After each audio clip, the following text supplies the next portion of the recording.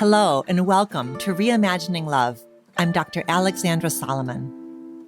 I have been studying relationships for over 20 years as a couples therapist, a professor, an award-winning author, and as a wife, mother, daughter, sister, and friend. Now, I'm inviting you into this space each week as I dig into some of the toughest and most fascinating relational dilemmas of our time. If you want to discover how to create vibrant and loving relationships in your own life, you have come to the right place. This is Reimagining Love.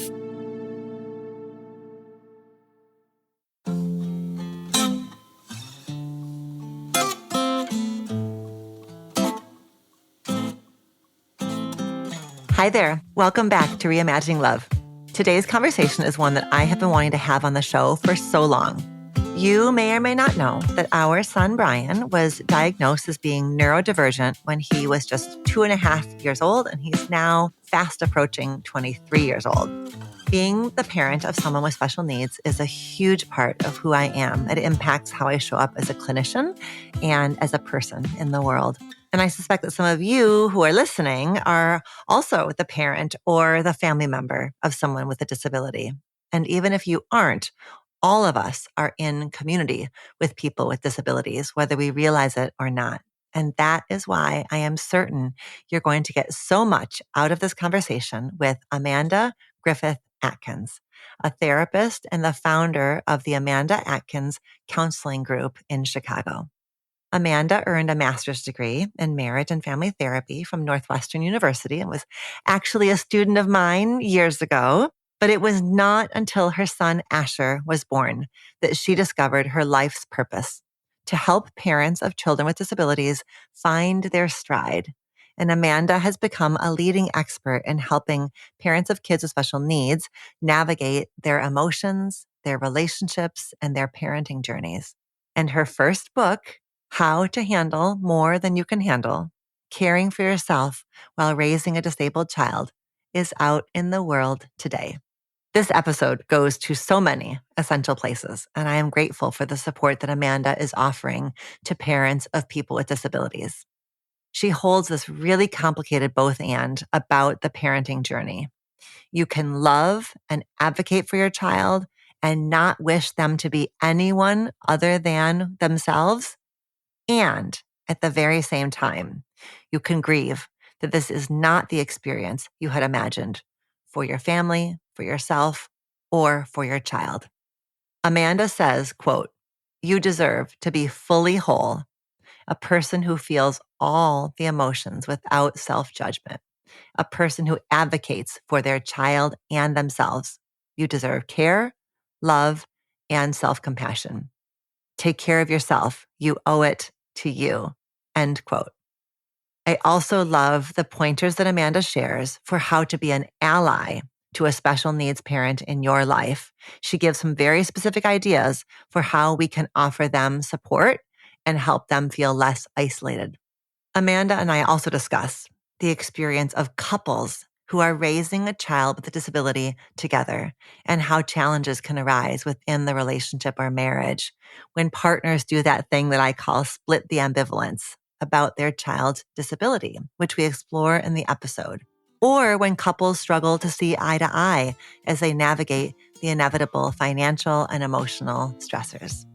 There's so much goodness in this conversation for everyone, and I'm really glad that you are here with us today. Now, let's hear my conversation with Amanda. Amanda, thank you so much for being here with me today. Oh, thank you for having me. You're an old familiar face. Nice to see you. I know. We're having a little reunion here. Before we started, I was like, wait, what year did you graduate? So you graduated with your MFT from Northwestern in 2008 when you were a baby therapist and I was a baby professor. That's right. And I said, we just put the dots together that you had very little children at that time. And now they're all grown and time goes fast, doesn't it? Yes. Even though you and I haven't really kept in touch over the years, I'm just so aware of you because you have built this really, really thriving group practice in Chicago that I refer to all the time, that many of the graduates who are still coming out of the program go and work for you and with you. So you have really become an institution in the Chicago area. Oh, thank you. That feels like my baby, that practice and just kind of putting energy and growing in that way. It's just been amazing. Yes, in addition to the actual babies and now the literary baby. The book baby, the newest baby. The newest baby, a new kind of baby for you. Yes. So, Amanda, before we really dive into this topic of what it means to be a parent of kids with special needs, which, by the way, is another point of contact, that you and I have, which is that we both share this really sacred role of being parents of kids with special needs. And so I, of course, am here to celebrate you and the good work that you are doing because it's work that I did for a while. There was a chapter right after our son was diagnosed where this was my world. I became Oh, I really, didn't know oh yeah, that. I was giving talks all over to families, to parents of kids with special needs on how to protect their marriages. And then I was doing talks to therapists, clinical education for therapists about how to care for our families. And I really let that work go for a bunch of reasons that we won't get into. But that's especially why I'm just your biggest cheerleader because you are right where I spent time and your work is essential and it's missing. It is missing. Yeah, thank you. I will happily take the torch from you in this area. So that's amazing. I didn't know you had done that. Yes. Well, yeah, my gosh, I probably was doing it while I was teaching you, but what the heck? You were a full-time grad student. Yes. Okay, before we dive in though, I want to ask you the question that I ask all of our guests. Are you ready for the question? I'm ready. Okay, Amanda, how are you reimagining love in one of your important relationships these days? I love this question for so many reasons. I think it gives us pause to focus on, the life that we imagined versus the life that we're living. And what I love about it the most is that it gives space for grief. And I think for me, it means leaning into the reality and embracing all the emotions that come along the way. It means, being free to feel sadness, anger, grief, joy, happiness, celebration. It means taking a vast approach to our relationships, whether it's one with my husband, whether it's one as a mom, and being able to see all of it without judgment and with compassion. And I think, particularly as a mom, parenting, we have this vision of what it's going to be like to be a parent. And oftentimes it is nothing like that. And I can both celebrate and grieve the ways that it's impacted me. And so I think just completely having a self compassionate view in those experiences has just been really transformative to me to just acknowledge the reality with nothing but love. Hmm. Yeah. So the way that you are reimagining love is reimagining love that it has all of these facets. And some of the facets, I mean, this is where your book takes us. Some of these facets don't feel quote unquote pretty or shiny or nice or the way that we think that we are supposed to feel. But where you have gone in your journey is by reimagining love and knowing that part of loving is the grief and the sadness and the fear and the anger, that is all part of it. Doesn't take away from any of the joy and the hope and the possibility and the gratitude. Yes, and particularly that part at the end, I loved what you said, it doesn't take away from the good stuff, right? It doesn't take away. In fact, it builds it up, it enriches it, it gives us perspective. And I think when we don't acknowledge the hard stuff, there's less space for the good stuff too, because we're just watering it all down. And so to me, it's just that the importance of seeing it all through the realistic view of what it is. I was just thinking about how that is so like that has been so much my journey as a parent of somebody with special needs is like that reckoning of like, wait, this feeling does not feel appropriate. This doesn't feel fair. This doesn't feel right. This doesn't feel nice. This doesn't feel, and then my journey of knowing that just has to be part of it. And knowing that there's something like, even if we say there's something extraordinary about the gift and challenge of having somebody with special needs, that is true with every journey of parenting and every journey of marriage, right? Is we have to that there is that like need to hold on to all of the facets when life doesn't look the way that we thought it was going to look, whether it's a special needs child or just the wear and tear. Yeah, absolutely. And I think I love hearing us talk about this because I do think nowadays, with like Instagram culture, there's so much pressure to always be perfect and shiny and happy and, have everything together. And more I'm seeing people that are putting themselves forward that are like, my life isn't perfect. It feels so amazing to be seen in that way and to kind of like, oh, like I don't have to be perfect. Like real life is actually where the beauty is. Vulnerability and struggle and grief and sadness, like that is where oftentimes the closest friendships can be birthed in those environments. And so, I think even just in creating my Instagram and just creating space for the hard stuff, you do it on yours too so beautifully.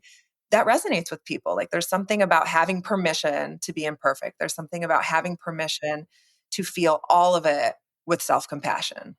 I want to put a pin in a piece of this that I want to ask you about in a little bit here, which is about when we're holding on to that complexity of the grief and the anger and the loneliness vis-a-vis parenting a kid with special needs. That is our feelings, not about our kid. It's not about our kid, what they're doing, not doing, quote unquote, burden. It's not about the disability. So I'm putting a really, really, really big fat pin there because I want to come back to that and have you talk us all through because that is complex. Complex and so important. So thank you. Yes. Pin is there, but hello. Okay, so you've written a book. You've I written a book. How to handle more than you can handle, raising a disabled child without losing yourself. Yes. So the child under question here is Mr. Asher, who was diagnosed at 7 weeks old with Prader-Willi syndrome, a rare genetic condition that involves cognitive delays, behavioral issues, and insatiable hunger. And you talk a lot about him in the book, about your journey with him. So can you start by just giving us a glimpse into who Asher is, what he's up to these days, what he's into? Yes. And paint us a little picture there, please. Okay. Asher just turned 16 and he is obsessed with the TV show Young Sheldon. I don't know if you're familiar with that. It's constantly on in our house. He also loves Elmo. But Asher is amazing. He is both like the biggest challenge and the biggest gift of my life, 100%. Just the way that raising a child with a disability has changed our family structure. That has been huge for us. But he's hilarious. He has a great sense of humor. In the book, I talk about how he's like one of the best emailers in all of Chicago. He loves emailing people, he loves getting pictures of cats. I mean, who doesn't? Uh-huh. He's a delight. And he's, in terms of like functioning, he's cognitive functioning probably at the age of like, I would say maybe a 4 to 5 year old. And he enjoys going to the park. He loves all of his therapies, speech therapy, all of it. So he's a pretty cool guy. He's taller than me at this point too, I should I've add. seen So on Facebook. I've seen yes. this little, I've peeped this little man and you have two other sons, I've watched your family grow over the years. Thank goodness for Facebook in that way. And I'm like, oh my gosh, he is handsome and tall, taller than mom. So now you're officially little mommy. That's right.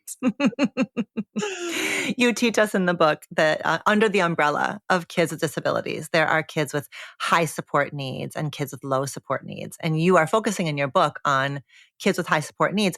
But no matter where, if you're listening to us and you are a parent of somebody with special needs, it doesn't matter where they are on that spectrum. There's something in here for you. So can you talk about that distinction, why it was important for you to make and what's important to know about how the level of need shapes a journey as a parent?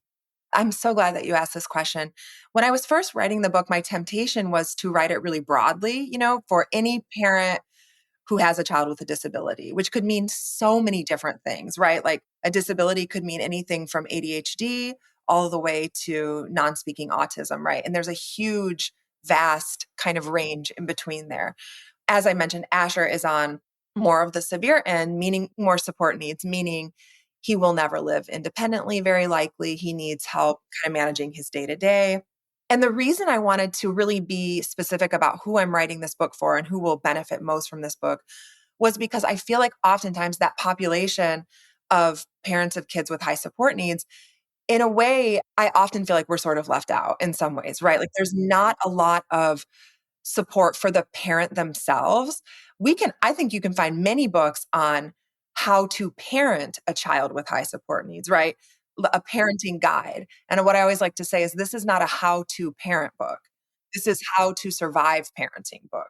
This is a how to care for yourself while you're parenting book.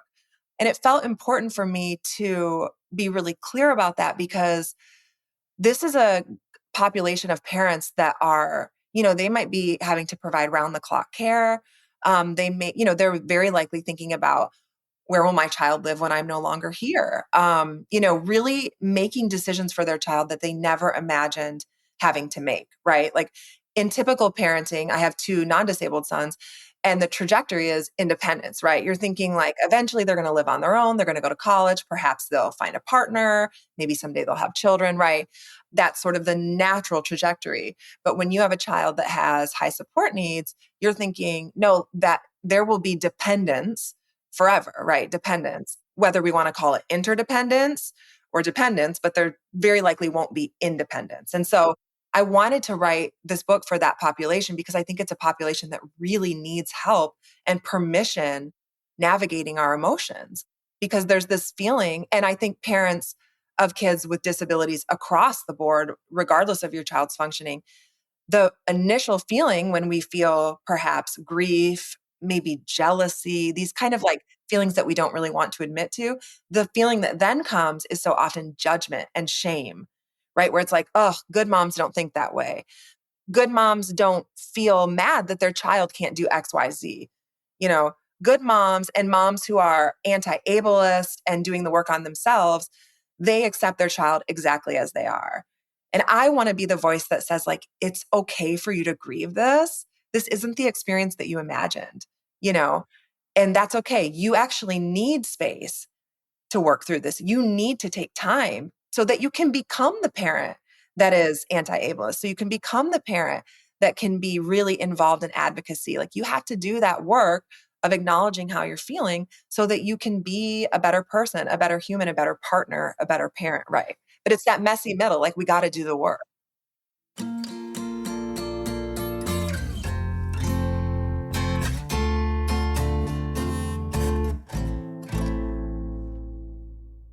Okay, so help us understand how the grief and the anger and the jealousy do not equal ableism, that those are not the same thing, that you can be grieving and anti-ableist. Help us with that, not because it can feel, I know that I have been there many, many times. The grief then feels like it is me grieving something about the fact that my child has a disability. And that therefore means I'm ableist. This goes back to your pin earlier, right? This goes back to Yep. your pin, Yep. which is that we set the stage for how our children can feel about their disability. And taking the lead from disabled activists, I've heard many disabled people say, I have a love hate relationship with my disability. It's part of who I am. I take pride in it. And also, there are days when I wish that I wasn't disabled. There are days when it gets in the way of my functioning, when chronic illness makes it difficult for me to do the things I want to do. And as parents, and I make this distinction so importantly in the book, I cannot speak for disabled people. I cannot speak for my son's experience. I can speak for the parent of a child with a disability. Mm-hmm. And I will always take pride in my son being exactly who he is. I've seen him overcome so much. I love the parts of his personality that are maybe directly a result of his 15th chromosome being Mm-hmm. the way it is, right? And his disability has changed my life in so many ways, good and bad. And in the book, I say, like, if I could wave a magic wand and take his disability away, would I? The answer is yes. However, would I be taking a risk that I'm losing some really beautiful parts of his personality? Yes. And that's where for me, it's like, ooh, I don't know. I love his personality. He makes me laugh and brings me so much joy. And I think that simply highlights the complexity of disability. Like, disability is part of diversity. It just is.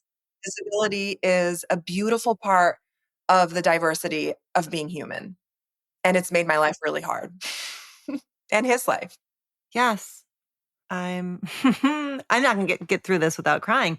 Yeah, it's just so right there. I know for me, I did have to move through my own set of feelings that were about me and the way that I have been socialized in an ableist culture. I remember my initiation into this world and having to tease that apart, right? Of what parts that there were parts of my feelings that were actually about ableist ideas that I've been internalizing throughout my entire life. So there is a need, I think, for a parent to reckon with that so that a parent gets to the place that you're talking about, which is that place that has all of that complexity. I think I would say the same thing about would I wave a wand and take away Brian's diagnosis? I would because I know the way that it makes hard things harder for him and easy things harder for him. And same thing, I would not trade who he is, the impact he's had on the world, the impact he's had on every person who has been in his corner with him, the impact about all the ways in which I'm a better mother, person, woman, therapist, teacher because of the journey with him. And, right, there's the and. It's like that kind of split narrative that we get into of person with a disability as sort of helpless victim of the disability, or person with a disability as this sort of angel, be superhuman beyond everything. We have this like kind of victim angel narrative, I think, around disability. Yes, I love it that you said that because I think that's huge. Like, we always see, the sweet guy that took the girl with Down syndrome to prom or something like that, right? And it's like, as a parent, like none of us want that to be our kid. Like I don't want someone to have pity on my son. I want them to hang out with him because they like him, right? Not because they're getting some award for it or something. And so, yeah, I think that split between either being a victim or being like a blameless angel, that's ableism, right? That's the kind of the view that society has placed on disabled people, kind of ignoring the fact that they can simply be human, just like everybody else, and we don't have to put them in this camp either way. Mm-hmm. Mm-hmm. You were talking also about how our own narrative as a parent sets the stage then for how our kid makes sense of their disability, which I can imagine feels like a pressure, right, to somebody who's listening to that. And it is, it's a pressure just in the way that our own, every feeling we have about our kid then sets the stage for how our kid feels about themselves, disability or no disability. So it is just, I think what you're doing, there's no intent for you around putting pressure. You are doing it, you're making an invitation. You're making an invitation to what is the thesis of your entire book of just you have to let yourself be in the messy so that then you get to make choices about how you talk about your child, how you talk to your child, how you care for yourself on this journey. You're not saying that to pressure, but rather to say that there's no getting around our own feelings about our child's disability and their journey are going to shape the experience. Absolutely. Like in the same way that we need to confront our views on body image, we need to confront our views on how does our family express anger, right? Like we as parents, the responsibility is on us because our children are watching us. And if it's something that applies specifically to them, such as a disability, that's even more pressure to just kind of like model it in a way that feels open. And part of that is, and with my other children, naming sometimes it's hard to have a sibling with a disability, right? Like that's been part of it too. And even using that language with Asher, like if he's upset about something and just being like, yeah, like this feels like this is like because you have a disability, this feels really hard today, right? And like, or sometimes he'll see somebody in a wheelchair and he'll go, oh, disability like me. And I'm like, oh my gosh, you're right. That person has a disability like you. Isn't that cool? And so we use it simply as a point of context. Like, it can be something we celebrate. It can be something that actually makes our lives harder, or it can at some point just be part of who he is, right? And so I really try to integrate that language in our entire family, particularly with my other children, because having a brother with a disability really impacts their day-to-day life. And I want to give them space to name that so that they can do the work around it too. Yes, that both and exists for every member of the family system. Okay, so staying with the need for a parent to have access to all of their emotions. the grief, the anger, the loneliness, the sadness, the fear, the hope, the joy, da, da, da. What's the price that a parent pays when they kind of like label emotions? Like those are the bad emotions. And a good special needs parent only feels this set of feelings. What's the price that a parent pays for that? Oh, I think that temptation to put, the anger, the grief, the jealousy, in this jar, these are bad. It pushes it down, right? And we know what happens when we push down emotions. When we say these emotions are off limits, they start to bubble up, right? And we start to put judgment on them and we feel like we're not allowed to feel them because XYZ. And then there's all this pressure to feel happiness, to feel celebration, to feel pride. And of course, those feelings are there. But I think when we don't give space for the hard stuff, they actually become bigger. It's like a boiling pot. Like if you try to push it down, it's just going to come over eventually. And so I think you're really missing out on the richness of life and like the richness of your experience by labeling these emotions as bad and labeling them as things that we can't feel. And it just creates such a sense of self-judgment. Like I'm so informed by mindful self-compassion. And to me, that's been a huge part of my parenting journey is any emotion I feel, just being able to look at it with compassion and be like, of course I feel that. Like my 16-year-old is on the floor throwing a tantrum in public. Of course I feel embarrassed. Of course I feel angry at him. Like that doesn't mean I don't love him. It just means in this moment that feeling is passing through. And in order for me to get through this without this ruining my night, I need to like honor that feeling. Pause for a second and just say like, okay, you're feeling really angry at him and you're very aware that people are staring at you. Just take a breath and get through it. Right. So I think when we say we're not allowed to feel XYZ, it also really reduces our coping skills in the moment because you're saying, no, I don't feel embarrassed. I don't feel embarrassed. I'm fine. That we're fine. Just get up. Hurry, just get up and go. And you're not even acknowledging the elephant in the room, which is that, oh my gosh, I'm mortified because there's a grown man throwing a tantrum on the floor and everybody's staring at me, Like of course you're feeling that way, right? There's a price that the entire system plays as well, right? Because if I am locked pure, I think what happens then, especially with a couple dynamic, is the couple, I call it like splitting the ambivalence, where if I'm holding all of the disability is beautiful, all it is diversity, we are warriors, we are here, we are nothing but proud. And then my partner is in a moment of grief. There's no space for that, or my partner is in a moment of embarrassment, right? So there's a way in which whatever I'm not able to access inside of myself, the moment I see it in my partner, I'm going to judge and shut down and react. So there's a systemic price that gets paid. Can you speak to that a little bit? Yeah, absolutely. And what I'm going to start with actually is with the children, because I think that's where this term glass child comes from, right? Where it's like suddenly your child feels like there's no room for my emotions because in this family, we don't talk about hard feelings. Your child is saying, like, it is so obvious that mom is falling apart right now, but nobody's naming it. So therefore, it's not safe for me to say, fill in the blank. I feel, I'm being bullied at school. I feel rejected. I have an eating disorder, whatever the problem is. And so that's when children start to turn into what we call glass children, meaning I'm invisible, right? I'm a piece of glass. You can just see through me. I don't take up any space. So I think it's very easy for children to catch on to these nonverbal messaging that we send that basically says certain emotions are off limits. And in terms of marriage, exactly what you said, where it's like, we grieve differently, and we all come into relationship with different life experiences. Our family of origin teach us what's off limits, what we can talk about, what's okay, what's not okay. And so if I'm coming into my family of origin being like, I'm a processor, I need to verbally process all these things and I need to sit with you, partner, and talk through this. And my partner comes in and says, I come from a family where we don't talk about hard things. We're going to have some problems, right? That could lead to me having an affair. I have a coworker that's so good at communicating and can meet me where I am and can hold space for my emotions. We've seen this play out many, many times. And so you can very quickly see how if you and your partner don't have space to talk about this stuff, it can really lead to trouble quickly because you just start to feel like there's no room for me to express my emotion. There's no room for the reality of what I'm feeling in the situation.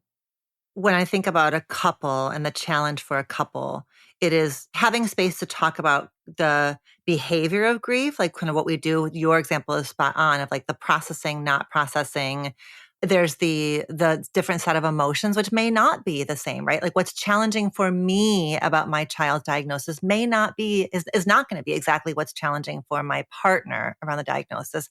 And then the meaning, like the narrative, like what is the story of kind of who we were, who we are, who we're going to be. It's like in all of those facets, like behavior and emotion and meaning, it's so easy for partners to have different experiences. And then in the different experience, there can be judgment. It's so easy to judge and lose track of each other. So just your invitation here is for partners to be deeply curious about the other one's experience and to not say there are right and wrong ways. It's not better to do it. Stoicism isn't better than emotional processing. Emotional processing isn't necessarily better than, putting one foot in front of the other. There are benefits and risks of any of these ways of approaching. Yes. And my husband and I will celebrate our 20th anniversary this year. And I am still learning this, that I can accept his reality without it threatening mine. Like I can accept that this experience impacted you in this way. And I can fully like see that and hold space for it and be curious about it and acknowledge that it didn't affect me that way. Do you know what I'm saying? And it's like Mhm. his reality being different from mine doesn't discount my reality. And a part of, I think, growing as a parent, as a partner, is just being able to see that and be like, I see your pain. I see your grief. I see that it's different from mine and it is just as valuable as mine. Like, why does it take so long for us to learn that? I'm I'm just learning that thinking about, every day. yeah. Oh, sure. Oh, sure. I've got a few years, Brian is 22, not 16, and we just hit 26 years of marriage. Yeah. And same, we're still iterating that because whatever the ways were that we had that figured out as we were parenting adolescents, it looks different now, parenting emerging adults, so it's such a perennial issue. I know that and I think this is true for parents who are parenting children, no matter who the children are, it is when there's stress, the stress creates urgency and the urgency collapses curiosity and creates space for judgment. So I think that is the cycle, that kind of urgency, stress, judgment cycle. That's right, because we're not functioning on all cylinders. We're weighed down. We're feeling worn down. We're feeling anxious, whatever it is, whatever the stress is about. And it just it kind of takes away our coping skills. And so the importance of just like taking a minute. And I think that's where that piece of self-care comes in, which so much of my book talks about, is like taking care of yourself, having self-awareness about what you're feeling in the moment. And, acknowledging, right, to go back to why it's important to acknowledge what you're feeling, it informs you in relationship. It informs you to say like, okay, I'm feeling really angry right now. Like I need to take a minute to work through that. Whereas if anger's off limits, you're less likely to acknowledge it with self-compassion.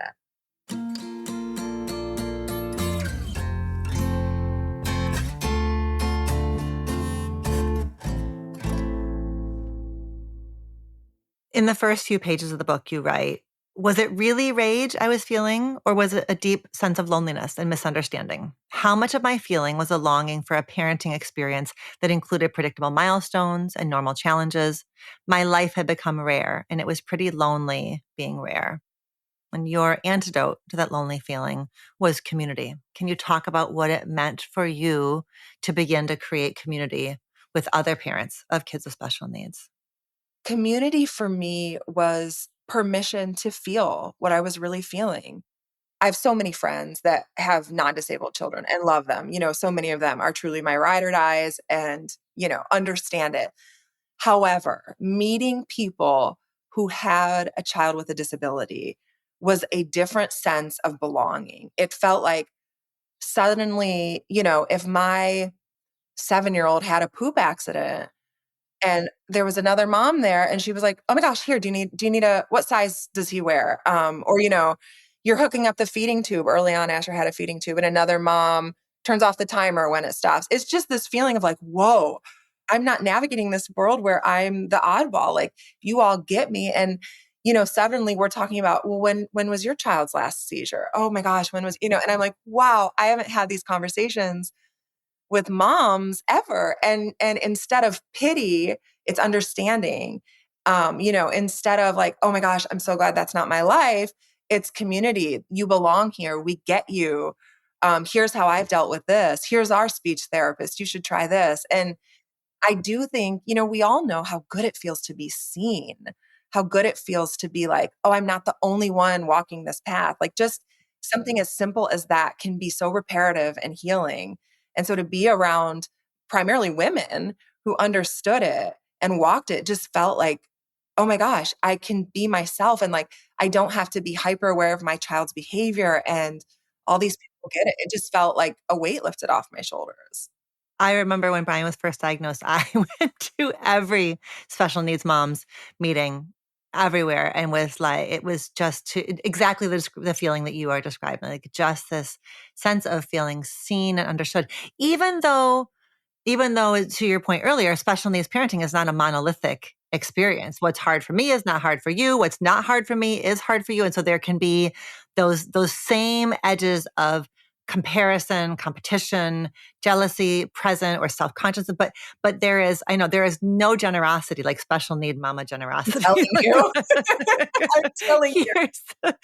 Here's the OT and here's a speech therapist and yes, the resource sharing and the Anytime I get trolled on Instagram and I post it, I always joke because the women that have my back, I'm like, I want you ladies behind me on the playground. That's what I always say. I'm just like, you have my back. There's something about the moms that get it and will go to, bat for you. Amazing. look Right? out. Look out. Oh. What it highlights is I remember during those early years of being like, okay, so where's Todd's community? Where are the special needs dads? That is so true. And I do think that's a big gaping hole because in general, we know that, messaging around men expressing emotion. I mean, I definitely think it's getting better, but that's right. Like the majority of people in my community are moms. And I've started to try and change my messaging a little bit instead of even in posts, instead of saying mom, I try and say parent. And I try to, I want dads to feel safe expressing their emotion. And I mean, that opens up a whole other kind of chapter on like primary caregiving. Whose responsibility is it to be the primary caregiver typically in these situations? And like, is there room to rewrite that narrative? Because it's like men aren't necessarily the primary caregivers, but how often are we inviting them to do that? Right? Like, how often are we giving them space to do that? So, and that's a way my husband and I have really grown is by me being able to relinquish control around stuff and being like, yeah, take him to the endocrinologist appointment. I trust that you're going to ask the questions. I don't need to be there to micromanage. Right. And so that's huge. Is like, where can I let go? Because that's where he can step up. If I'm clinging to it, how is that an invitation for him to come in? Right. Underline that 3 times. That's huge. That's huge. And I think I mean, I want men to be in community for all kinds of reasons, but there are, just based on just the sort of the nature of fatherhood, and the sort of the gender socialization, I think does shape the experiences of grief as well as the experiences of pride and, the feelings of helplessness. And so do you think that those communities are, or even if it's just one man, if you are a dad listening, you've got one other man that you can say the hard stuff to, that matters and have that witnessed. Oh, Yeah. absolutely. I love that. I think a lot of our listeners are going to be people who love a parent of a special needs kid. So let's talk about, what we in the family therapy world call the indirect system, not the parents themselves, but the friends of the parents, the siblings of the parents of the parents. Let's talk a little bit about that. And what do you want those who love parents of special needs kids? What does loving and being there for a parent like you mean? What does it look like us? Ugh, this question makes me feel emotional because I think about every single one of my girlfriends that has been there for me in just the most amazing ways. I had a neighbor once and I was texting her and I was like, oh my gosh, this was years ago. I said, like, I am just at my wit's end with Asher. I cannot do it today. I kid you not, 5 minutes later, I hear a knock on my door. She hands me a glass of wine and she says, I'm taking Asher to the park. And I just like broke down weeping. Like I was just like, I just to be seen in that moment and to be like, not only is she willing to care for me, but she was willing to care for my son. Like he's not too much for her. She sees value in him. She knows him. She's not scared of him. She just treated him like a normal kid. And like, that's love. When somebody asks about Asher and says, what's he into? Or, oh my gosh, I saw this Elmo thing and it made me think of Asher. And I don't feel pressure to make him seem like every other 16-year-old, but they celebrate who he is and they're curious about his syndrome. And, the biggest part with Asher's particular syndrome is the insatiable hunger. So kids or people with PWS will literally eat things out of the trash can or food seek at any given time. Not too long ago, we went over to a friend's house and ahead of time, she texted me and said, hey, what's the best way to navigate Asher's food situation after we eat? And it just felt like, what? Like, you are thinking of that? Like, I'm not fighting this on my own. I don't have to go in and secretly push the food away when nobody's looking or try to wrap up leftovers so Asher doesn't get to it. Like, simply just seeing us and like, there's no wrong question, right? Like, tell me about your child's diagnosis. Like, what's it like? How do you spell it? I want to Google it. I've had people say that before. Can you spell it for me? Because I want to Google it. And I'm like, yes, like thank you for taking that emotional load off me. You want to understand what it's like. So it's this balance of like understanding the reality of our situation and valuing our children, valuing people with disabilities, and like seeing the injustice. There's something so validating about getting an email from someone and be like, oh my gosh, or a text, I saw what you posted, or can't believe that happened. Like, let me know what you need, or, just simply seeing how our situation differs from other people and including us. I mean, I always say we might not be able to come to your party, but we want to be invited. So don't stop inviting me, like, Okay. Oh my God, Amanda, you just gave so many like boots on the ground, concrete examples. Like that is a mini manual right there for how to just be in relation. Yeah, it is, to the points we were making earlier, like it is every one of your girlfriends and loved ones opportunities for them to look at their own places that ableism lives inside of them because it lives inside of all of us. So it's not wrong that it's there. And also what you're saying also highlights like how difficult it is for those of us to talk about grief, like to be near people who are grieving. And so it also highlights like, yes, when you're saying like, ask me about the diagnosis, ask me, say I have an idea of how I might be able to be helpful, but I don't know if it'll be helpful. Like those are the same things that we do when we're coaching somebody around any sort of, grief. So there's an interesting parallel there too about being unafraid, about asking. And then the specific element here is around just remembering the wholeness of our kids and that curiosity about like everything that they are, not just the disability. I remember in the early years being like, oh my God, there's two kinds of people in this world: people who see the disability first and then the person, and people who see the person first and then the disability. I remember like I could sense like pretty quickly which which camp you were part of. exactly. We can tell that. We can sniff that out pretty quickly. And just that shift of like, oh, my son's disabled. And then, oh my gosh, do you mind me asking? What's his disability? What's he like? Versus, oh my gosh, I'm so sorry. The difference in that is very quick to either open up more conversation or shut it down. So, Yeah. As I was reading your book, I was thinking about when Brian was first diagnosed. My mom's response was, she said, he's amazing. He's going to be fine. Everything's fine. And my stepmom's response was, oh my God, I'm so sorry. Our hearts are breaking. And I remember both of those responses feeling terrible. Neither response felt great, which in part spoke to my own journey, right? That my own, like, I think each of those mama figures to me was capturing some part of my experience, and that nothing quite felt right to hear or good to hear. But it's again that idea of like either nothing's wrong and everything's fine, this is not a problem, or everything is terrible and this is a tragedy. And, there's all of those shades of gray between those two narratives that I think captures what you're inviting us to be in.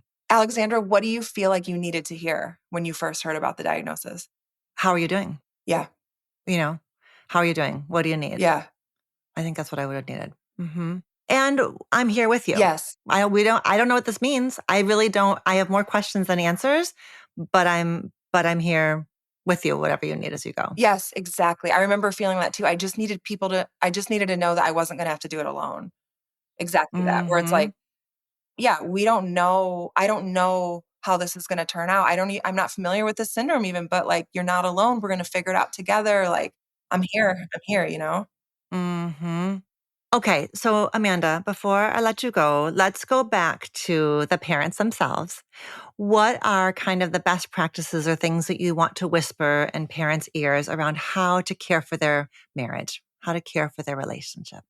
I love this. This is chapter 8 in the book, and it was by far the easiest chapter to write because, like you, I'm a trained marriage and family therapist, and I just feel like our marriages are so impacted by this, and we are not talking about it. And this chapter felt so important to me, and was truly my favorite chapter to write.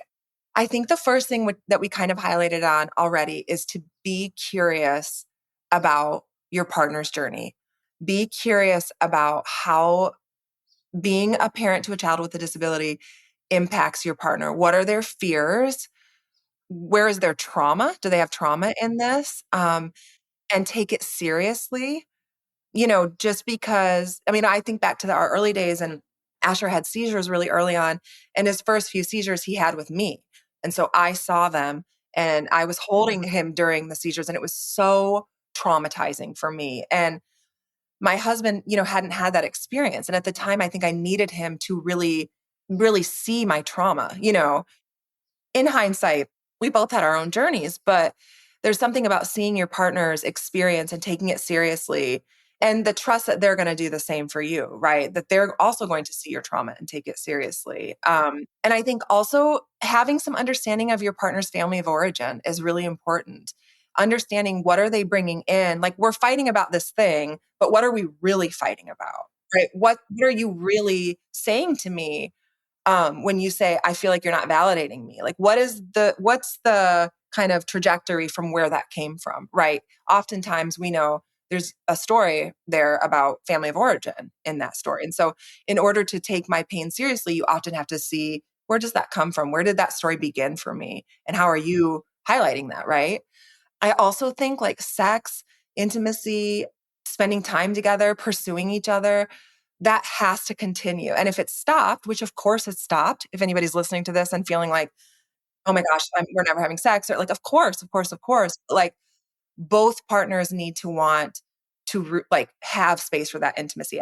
I just think that is, I've just heard so many parents of kids with disabilities, of course, other parents too, just say that like sex and intimacy feels non-existent in their relationship. And I think in order to protect our marriage, we have to have intimacy, whatever that looks like for you and your partner, but time for it, right? And I think just open communication about how you're feeling. And I'm sure that there's people listening to this that are like, yeah, I would love all that, but my partner isn't available for that, and that's a very real concern. Like, if you feel like you're showing up and your partner isn't able to do it, what does that mean, right? We know that there's options of like marriage therapy Yeah. or, Yeah. right, trying to take intentional steps to work on your marriage. But what I can say is if you've given up and your partner's given up, where does that leave us, right? Like, somebody, I always say this with my couples, but somebody has to be the bigger person. Hopefully that swaps from time to time. Hopefully I'm not always the bigger person, but is this a day where you can be the bigger person? And if yes, what does that look like for you? Acknowledging that so many of us are exhausted and burnt out and maybe feel resentful. But, I think we're all holding on to this narrative that says, well, I'm not doing it because my partner's not doing it. Right. And so, okay, so today, can you be the partner to do it? And let's just see if that changes your cycle. Let's just see. Right.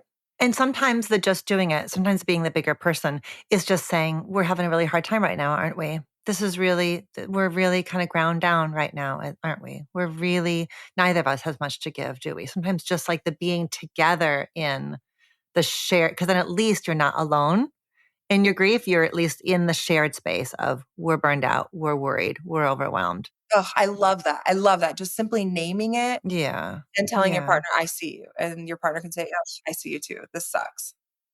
Oh, Amanda, you are just exactly where you need to be. I'm so grateful that you did. I mean, I got a sense of what the heck you had to do to make this book happen. And I'm so glad. I'm so glad that you took the time and the energy and the love that it took for you to create this incredible book so that you and I could have this incredible conversation so that you can just be there with all of these parents and families because you are just the right messenger. So grateful for you. Thank you. Thank you. And I appreciate you just sharing a touch about your journey too, because it sounds like you can relate in some ways and you've had to grapple with that yourself. And it means a lot to me that, you're here and you've walked it too. So thank you. Absolutely. Absolutely. Okay. So I know that people are going to want to connect with you from here. And we've got links in the show notes to your book and your social media, but tell us a little bit about where people can go to learn more about you and learn from you. Yes. Well, you can find me on Instagram. That's where I'm most active. And that's Amanda.Griffith.Atkins. And middle is Griffith. And you also can go to my website, which is amandagriffithatkins.com. And I also offer parent consultations to any parent anywhere in the United States that is struggling with all of this stuff. I do like a time, either 1 to 4 sessions.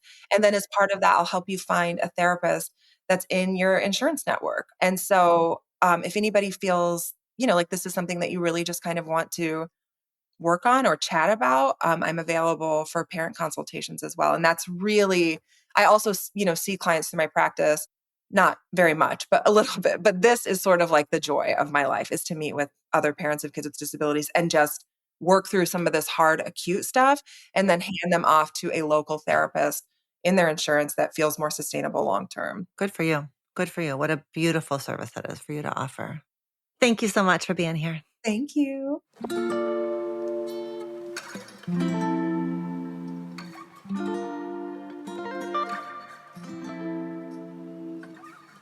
Thank you, Amanda, for your work, for your compassion, and for your dedication to creating community.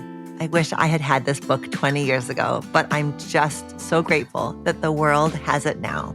If you want to check out Amanda's book or share it with a friend, you'll find it linked in the show notes. You can also follow along with her work and her family's journey on Instagram. Until next time, be well.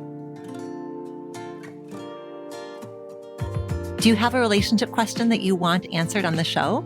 Visit reimagininglove.com to send in a written or audio question. Questions can be about intimate partnerships, family relationships, friendships, you name it. If you're looking for more love and relationship content, you can find me on Instagram at dr.alexandra.solomon or visit my website, dralexandrasolomon.com, where you'll find my blog as well as the Intimate Relationships 101 e-course based off of the popular class I teach at Northwestern University. Thank you for listening and see you next week here on Reimagining Love.